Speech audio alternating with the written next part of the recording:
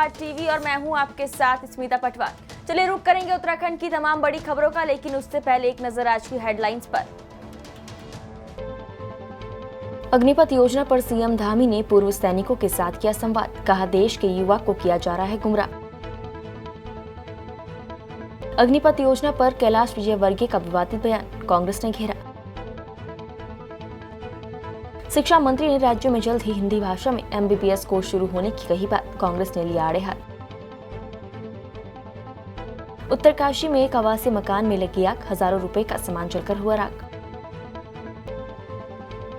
Doon parade ground पर युवाओं का अर्धनग्न प्रदर्शन, टूर ऑफ ड्यूटी वापसी की मांग।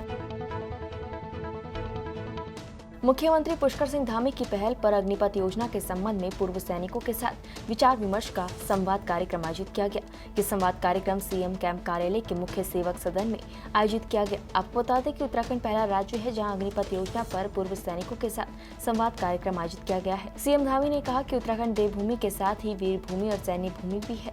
उत्तराखंड के युवाओं में देशभक्ति की भावना कूट कूट कर भरी है। अधिकांश युवाओं ने अग्निपथ योजना का स्वागत किया है। हमारा दायित्व है कि हम अपने युवाओं को अग्निपथ योजना के सही तथ्यों के बारे में अवगत कराएं, इसे लेकर युवा भ्रमित न हो। अग्निपथ योजना के विरोध में भारत बंद का कर्णप्रयाग में कोई असर देखने को नहीं मिला। कल अन्य दिनों की तरह सुबह से ही बाजार में भीड़ भाड़ रही। पुलिस और प्रशासन भारत बंद की सूचना पर सुबह से ही अलर्ट पर रही। पुलिस द्वारा टीमें गठित कर जगह जगह चेकिंग अभियान चलाया गया। वहीं अभी सूचना इकाई भी पल पल की अपडेट लेती रही। कर्णप्रयाग सीईओ अमित कुमार ने बताया कि भारत बंद की सूचना पर रविवार से लगातार युवाओं की काउंसलिंग कर उनसे वार्ता की गई और उनको समझाने का प्रयास किया गया, जिसके चलते कर्णप्रयाग में किसी भी प्रकार का कोई भी बंद या विरोध प्रदर्शन नहीं हुआ। वहीं स्थानीय पुलिस द्वारा लगातार युवाओं से वार्ता कर उनको किसी प्रकार का विरोध प्रदर्शन न करने की अपील की गई।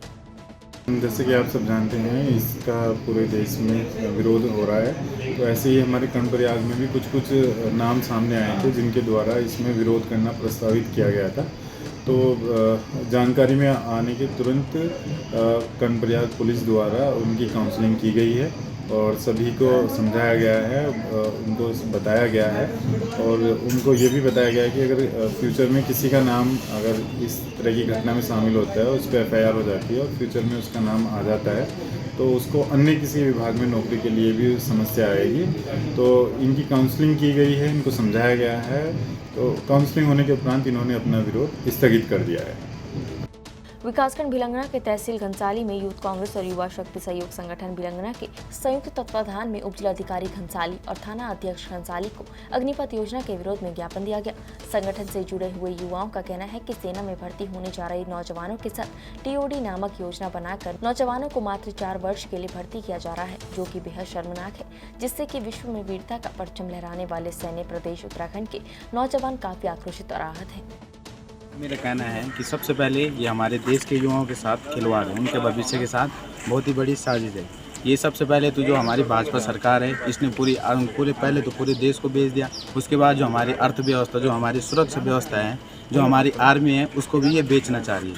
ये तो इस हिसाब से सीन हो गया कि जैसे ट्रेन के बाहर हम सब्जियाँ नहीं बेचते, वैसे 11 लाख में हमारी आर्मी को बेचा जा रहा है। 11 लाख में हमारे 4 साल में कौन बंदा कर पाएगा, क्या कर पाएगा। हर एक लेफ्ट हैंड कर्नल, हर एक रिटायर कर्नल का, हर एक ऑफिसर का कहना है कि एक सैनिक को बनने में 2-2.5 साल लग जाते हैं। फिर उसके बाद उसको चीन के बॉर्डर में खड़ा किया जा सकता है। लेकिन हमारे मोदी सरकार का कहना है कि उसको 6 महीने की ट्रेनिंग देकर उसके हाथ में राइफल पकड़ा दी जाएगी और उसको बॉर्डर पर खड़ा कर दिया जाएगा, जबकि ये असंभव है। 4 साल तो हमें मेहनत करते लग गए सर। 4 साल तो हमको मेहनत करते हो गए और 4 साल की नौकरी के लिए हम क्या फ़ौज में जाएंगे। जब हमारा ड्रीम फ़ौज में जाने के लिए, जब हमने 17 साल पूरी हमने जब नौकरी हमको फ़ौज की करनी है, तो हमें दूसरी जगह क्यों? उससे अच्छा तो हम दूसरा फील्ड कर देंगे। 4 साल में हम क्या कर पाएंगे वहाँ? ज़रूरी है हमको 4 साल वहाँ ऐसे रगड़ना है। वो अगर जैसे वो कह रही सरकार कह रही है कि हम तुम्हें दूसरी जगह लगवाएंगे, उसके बाद तुम्हें प्राथमिकता मिलेगी।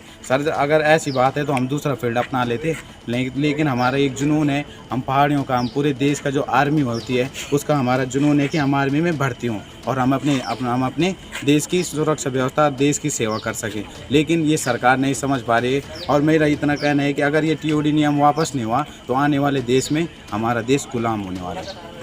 कहना है कि जो लड़के हैं 4 साल में क्या नौकरी करेंगे, 4 साल में फौज की जो जब भर्ती होता है लड़का 6 महीने की तो रंग रोटी करता है, फिर 3 महीने की एडवांस ट्रेनिंग करता है, 9 महीने में, और 9 महीने की ट्रेनिंग 6 महीने में कंप्लीट करवाएंगे। और जो सोल्जर 6-7 साल में बनता है उसको ये 6 महीने में बनवा के और 4 साल में घर भेज देंगे। तो क्या फ़ायदा है इसका? मतलब लड़कों को तो बेरोज़गार बना दिया उन्होंने, यहाँ से तो ले गए, वहाँ से बेरोज़गार आगे कर, फिर उसके बाद जो लड़का है, अब यहाँ का लड़का तो चलो मैं बोलता हूँ कुछ ना कुछ कर लेगा। जो J&K का लड़का है जम्मू कश्मीर का, वो तो अगर वो फौज में भर्ती हो गया 4 साल तक उसने ट्रेनिंग कर ली, उसके बाद आतंकवादी बन जाएगा। वहाँ पे आतंकवादी बनने के बाद उस इतना ट्रेन मिलिटेंट बन जाएगा, उसको कंट्रोल करना बहुत बड़ा मुश्किल काम हो जाएगा हमारी इंडियन आर्मी के लिए। फिर कहाँ जाएंगी अग्निवीर वाली योजना?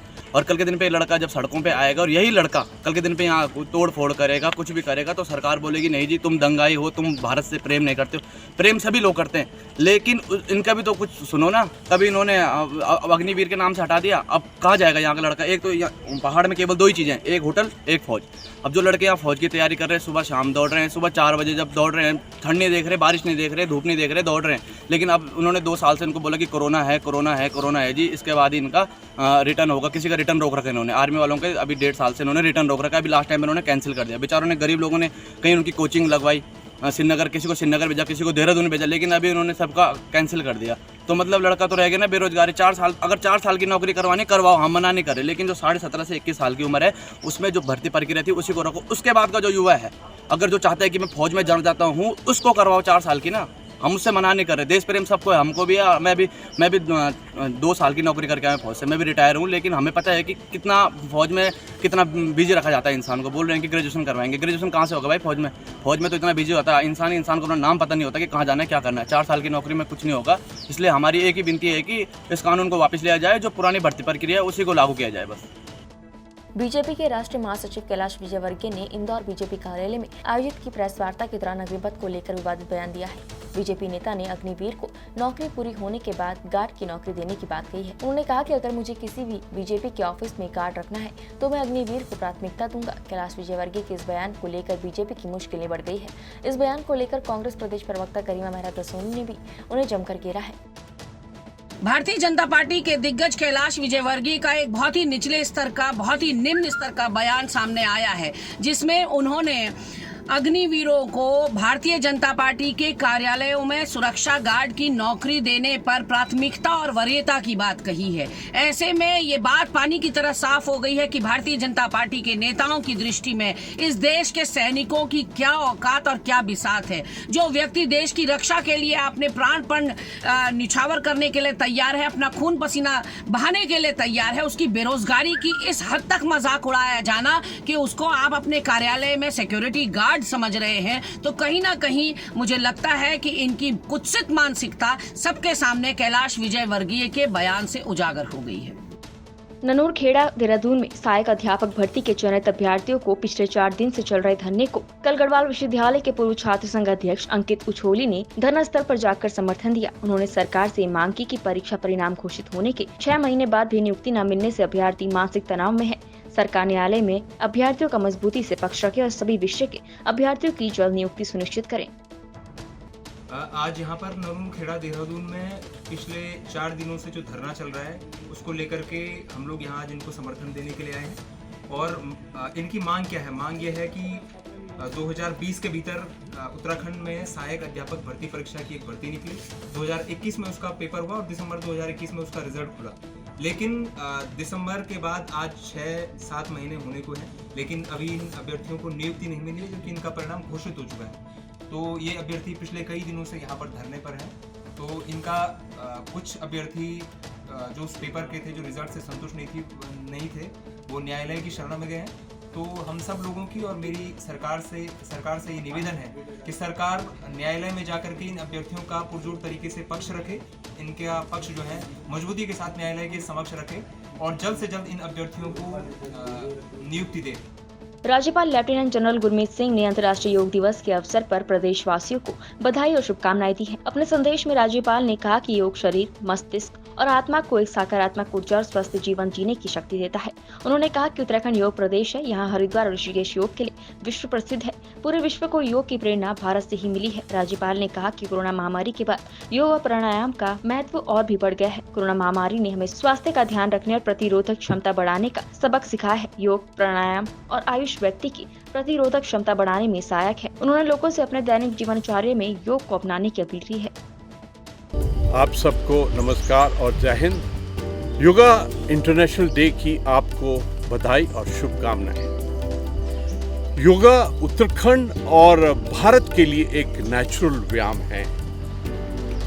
बॉडी, माइंड और सोल का बहुत अच्छा संतुलन, बैलेंस और हार्मनी देता है। हमारी तो योग नगरियां हैं जैसे ऋषिकेश और हरिद्वार, और हमारा तो प्रदेश भी योग प्रदेश ही है। हम सबको दुनिया देख रही है कि किस प्रकार हम इस क्षेत्र में सबको लीड करते हैं। आपने देखा कि किस प्रकार कोरोना महामारी में हमको सबक सिखाया कि इम्यूनिटी और स्वास्थ्य का ख्याल रखना चाहिए। पूरी दुनिया हमको योगा की प्रेरणा और ट्रेनिंग की तरफ ले जाने के लिए देख रही है। एक बार फिर आप सबको मेरी बधाई और शुभकामनाएं। प्रदेश में वर्तमान में 4 राजकीय मेडिकल कॉलेज संचालित हैं। इसमें राजकीय मेडिकल कॉलेज देहरादून, श्रीनगर, हल्द्वानी और अल्मोड़ा शामिल है। स्वास्थ्य मंत्री डॉक्टर धन सिंह रावत का कहना है कि राजकीय मेडिकल कॉलेजों में हिंदी माध्यम से MBBS की पढ़ाई की सुविधा शुरू करने पर सरकार विचार कर रही है। जल्द ही हिंदी भाषा से मेडिकल पढ़ाई के लिए कार्य योजना बनाई जाएगी। इस बयान को लेकर कांग्रेस ने डॉक्टर धन सिंह रावत पर तीखा हमला बोला है। बारिश वाले ऐप को लेकर अपनी खूब फजीहत, खूब किरकिरी कराने के बाद अब मंत्री धन सिंह रावत ने एक और बेतुका, बेसिरपैर का बयान दिया है। उन्होंने कहा है कि उत्तराखंड में MBBS की पढ़ाई हिंदी में कराई जाएगी। मैं गारंटी के साथ कह सकती हूं कि मंत्री महोदय को MBBS का पूरा फुल फॉर्म भी नहीं पता होगा, और ऐसे में पता नहीं क्यों ऐसा लगता है कि भारतीय जनता पार्टी के नेताओं ने जैसे कसम खा ली हो राष्ट्रीय और अंतर्राष्ट्रीय पटल पर उत्तराखंड के निवासियों को या उत्तराखंड को शर्मसार करने का, उनको एम्बैरेस करने का। एक के बाद एक बयान, चाहे वो मुख्यमंत्री त्रिवेंद्र रावत के बयान हो, चाहे तीरथ रावत के बयान हो, चाहे सतपाल महाराज के बयान हो, और अब मंत्री धन सिंह रावत। बारिश वाले ऐप में ऑलरेडी बहुत अपनी किरकिरी कराने के बाद मंत्री धन सिंह रावत जिस तरह से इस तरह MBBS को लेकर जो बयान सामने दे रहे हैं, वो बताता है कि उनके अंदर कितनी सूझबूझ है और कितनी उनकी पढ़ाई लिखाई, शिक्षा दीक्षा है, और बने हुए हैं उच्च शिक्षा मंत्री। उत्तराखंड राज्य में पर्यटन सीजन इस समय चरम पर है। ऐसे में बाहरी राज्यों से आने वाले वाहनों पर VVIP, MLA और माननीयों के बोर्ड, साथ ही स्टिकर लगे होने वाले वाहन में बैठे लोग पुलिस, टोल प्लाजा, पार्किंग और स्थानीय लोगों पर रौब गालिब कर धड़ल्ले से उत्तराखंड की सड़कों पर दौड़ लगा रहे हैं। वहीं राज्य की यातायात व्यवस्था संभालते पुलिसकर्मी अपनी नौकरी सलामत रखने के लिए ऐसे स्टिकर लगी गाड़ियों पर हाथ डालने से बच रहे हैं। मामला थाना मुनिकीरती क्षेत्र में कैलाश गेट पुलिस चौकी के पास का है, जहाँ देर रात ऐसे ही एक स्कॉर्पियो वाहन को देखा गया जिस पर MLA का स्टिकर लगा हुआ था, जिसमें हरियाणा विधानसभा सेक्रेटरीट और वाहन पास संख्या 1417 लिखा हुआ था। जब गाड़ी में बैठे लोगों से MLA साहब के बारे में जानकारी ली गई तो गाड़ी में बैठे लोग घबरा गए और कुछ भी जवाब नहीं दे पाए, जिनमें से एक ने MLA का नाम नीरज शर्मा बताया, जो फरीदाबाद में कांग्रेस से MLA है। यहाँ तक कि सभी लोग आनन फानन में गाड़ी में बैठकर भाग निकले। हम बात करेंगे, आज हम कैलाश गेट पुलिस चौकी पर मौजूद हैं। यहाँ पर आप देख सकते हैं ये हरियाणा की गाड़ी है HR 51BR 7825, और इस पे MLA का जो स्टिकर है वो लगा हुआ है। आप देख सकते हैं कि ये देखिए MLA का स्टिकर इसके ऊपर लगा हुआ है, और MLA जो है वो इसमें नहीं है। यहाँ पर जो लोग हैं उनसे बात कर लेते हैं। आप MLA से हैं? एक मिनट बंद करो। नहीं, क्यों, कौन होते? मोबाइल नहीं हाथ लगाना। एक मिनट मैडम, हम फैमिली है मैडम। किसकी? MLA के रिलेटिव है हम। 15-20 कौन से? 15-20 लड़की को पकड़ा, खींचे, हमने लड़ाई की है। हमने की लड़ाई, मेरी लड़की को खींचा, मेरी लड़की बोला हमारी गाड़ी तोड़ दी पूरी। बताओ MLA बताइए, MLA कौन से? बता रहे हैं मैम, अभी बता रहे हैं, अभी फोन कराते हैं। MLA साहब को बुलाइए। देखो ये लड़के कितने सारे, ये सारे बदमाश आदमी हैं। MLA साहब को बुलाइए। MLA साहब यहाँ नहीं है, हम घूमने के लिए उनकी गाड़ी लेके आए हैं। हमारी सरकार ने फैसला कर दिया। सरकार ने हमारा फैसला। आप देख सकते हैं ये गाड़ी है, MLA इस पे लिखा हुआ है जी। मैडम यहाँ के लड़कों ने हमारे साथ गलत व्यवहार करा है। ये MLA लिखा हुआ है, कौन MLA? मतलब कि हमें मारेंगे। यहाँ के लोकल हमारी फैमिली पे हमला करा है। ये देखो पीछे आओ ना आप, बैक साइड में आओ। गाड़ी में हूटर लगे हुए, हूटर लगे हुए गाड़ी में। हूटर बंद करो, हूटर के भी कार्रवाई होना चाहिए, हूटर के। हाँ, गाड़ी में उटर लगे हैं ना। एमएलए कौन है? एमएलए कौन है? एमएलए कौन है?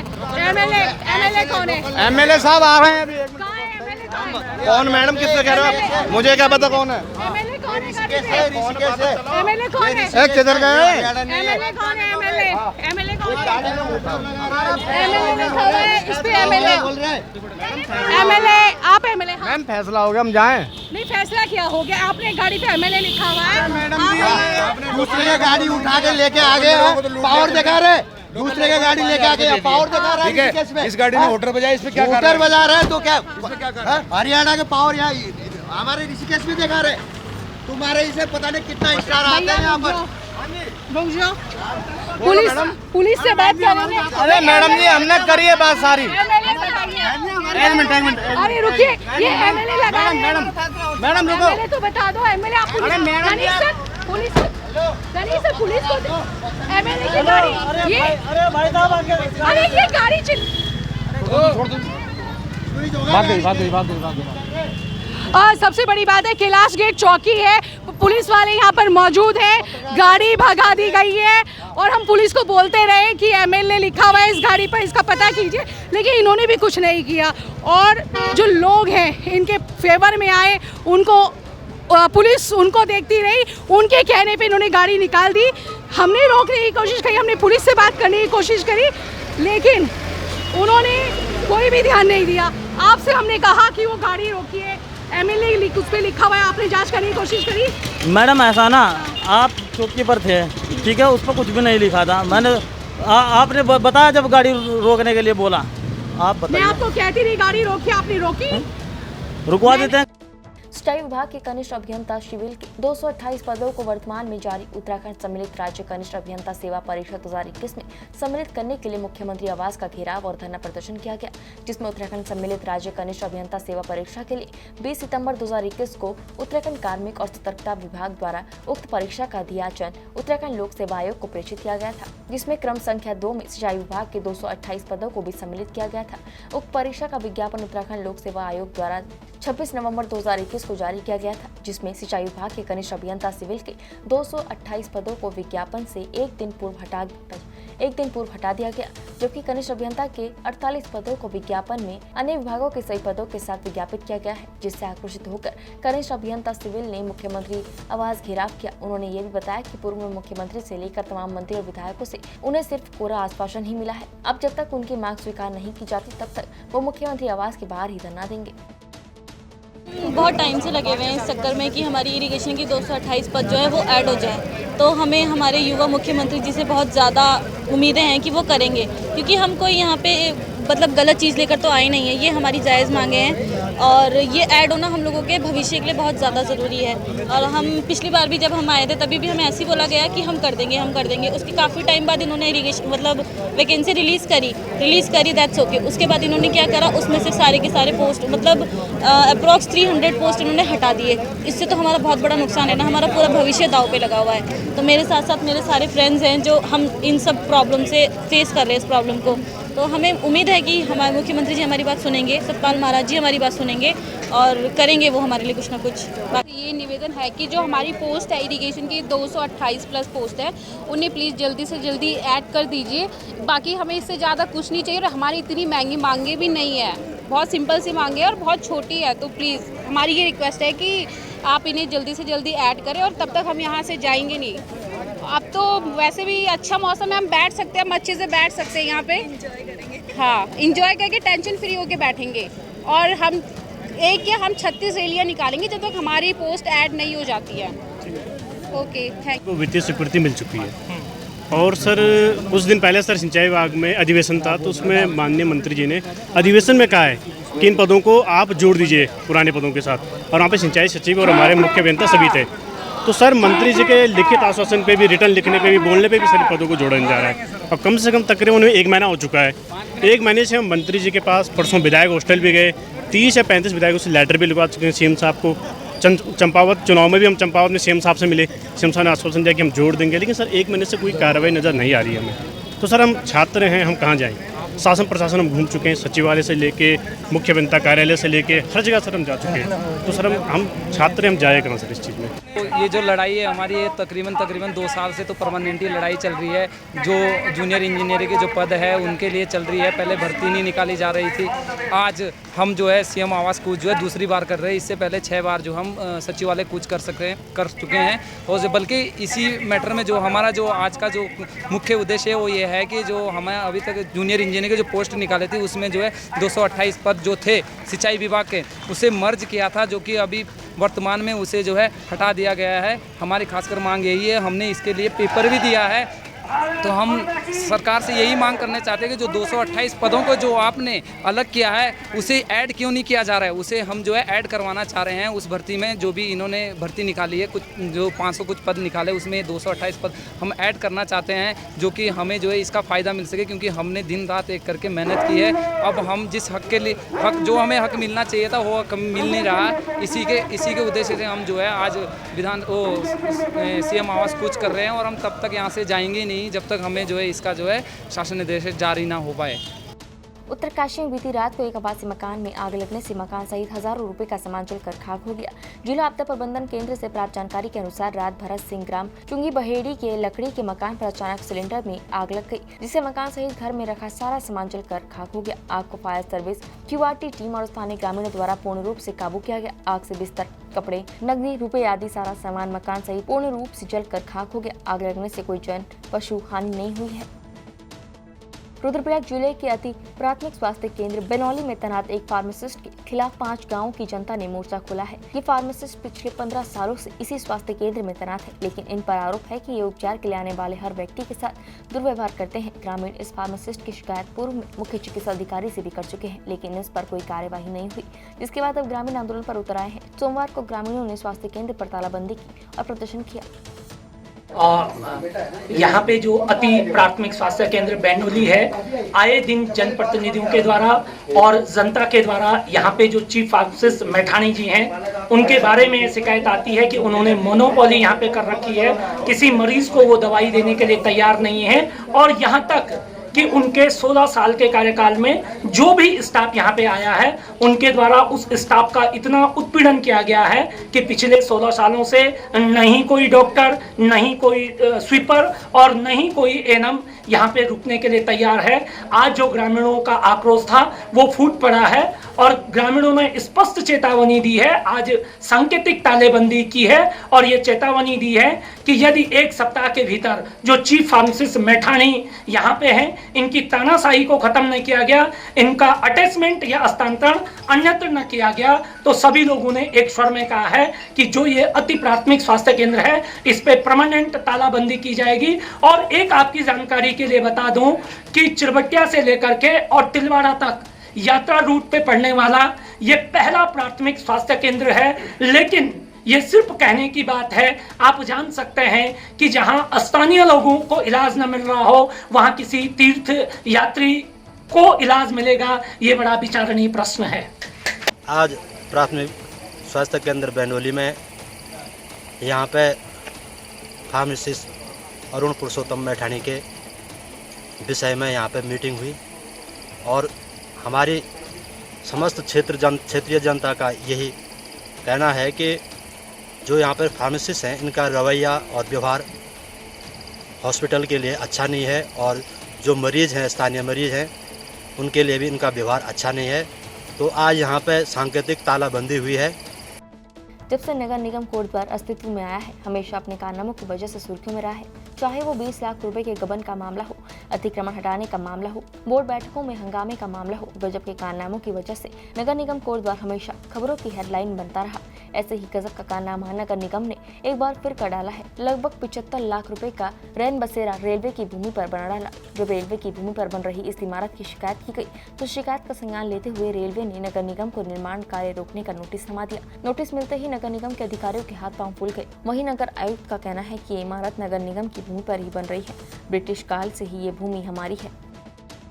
ये जो हमारा क्या है, जो माल गोदाम के जस्ट बगल में हमारा एक रेंज शेल्टर बन रहा है। अभी रेलवे का एक नोटिस आया था, रेलवे ने कहा ये हमारी संपत्ति है, उस संपत्ति में अपना निर्माण कार्य रोकते हैं। बल्कि हमारी तरफ से एक रेलवे को चिट्ठी लिखी जाएगी। इस तरह से जो आपने चिट्ठी जारी की, गलत चिट्ठी जारी की है, क्योंकि भूमि नगर निगम की संपत्ति थी, वो आज की नहीं है, करीबन ब्रिटिश पीरियड की संपत्ति थी। उस पर पहले कहीं घोड़ हुआ करता था, जो जानवर बनते रहते थे।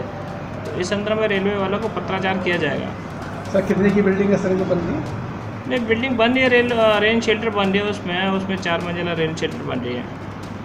इसकी अनुमानित लागत कितनी होगी सर? अनुमानित लागत करीबन है 75 के अप्रॉक्स है।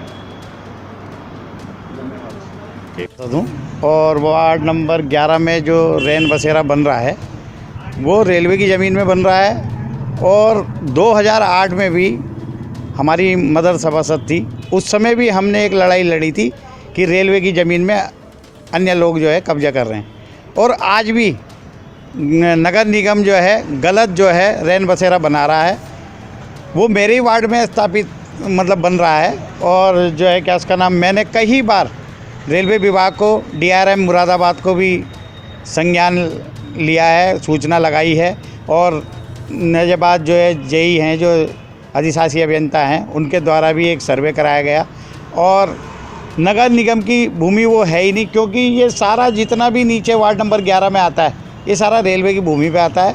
और जितना मुझे पता है इतना नगर निगम को भी पता नहीं है। नगर निगम अगर अपनी भूमि बता रहा है तो नजूल लैंड में उसका रिकॉर्ड होगा, नजूल लैंड में भी उसका रिकॉर्ड नहीं है।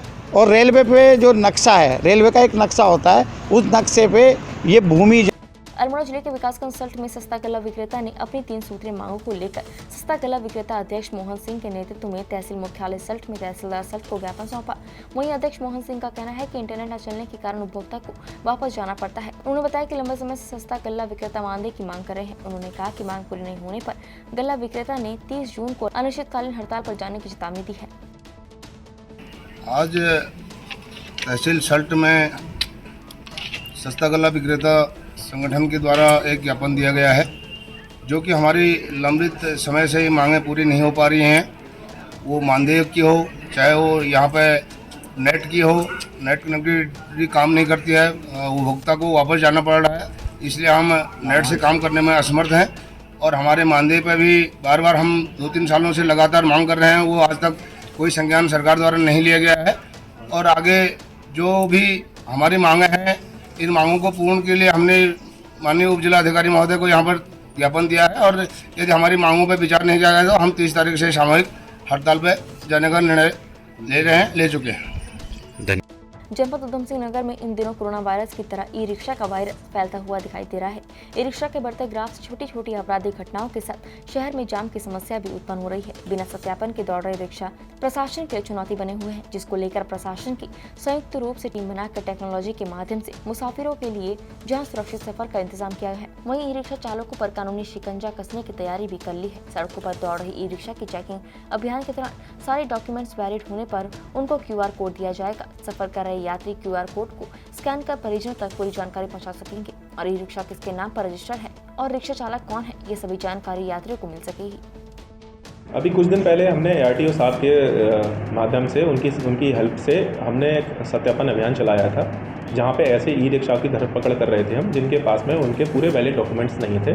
समय समय पे अभियान चल रहा है और इनके सत्यापन का अभियान और तेज़ी से हम चला रहे हैं। एक और है हमारे पास में, जिसमें हम उनको एक, जैसे हरिद्वार में ऐसा हुआ है, यहाँ भी हम कोशिश कर रहे हैं उस चीज़ को लागू करने की, कि एक हम इनको QR कोड करके करेंगे, जिसमें सारे डॉक्यूमेंट्स जिसके होंगे उसके गाड़ी पे हम QR कोड लगाएंगे, ताकि उससे क्या होगा कि जो भी आदमी उसमें सफ़र कर रहा है, स्पेशली हमारी माँ बहनें जो उसमें सफ़र कर रहे हैं, तो वो QR कोड से जैसे ही उसको स्कैन करेंगे तो उसकी पूरी डिटेल आ जाएगी, गाड़ी का नंबर जो चला रहा है उसका, गाड़ी ओनर का नाम, मोबाइल नंबर, ताकि उनको अगर कहीं डिस्ट्रेस होता है तो वो अपने घर वालों को भेज सकते हैं। और पुलिस का इसमें ये हो जाएगा कि जो सत्यापित वाहन है वही चलेंगे और बाकी हमारा जो फ्लाईओवर बन जाएगा, तो हम उम्मीद करते हैं कि बहुत जल्द यातायात की जो परेशानियाँ वो भी दूर हो जाएंगी।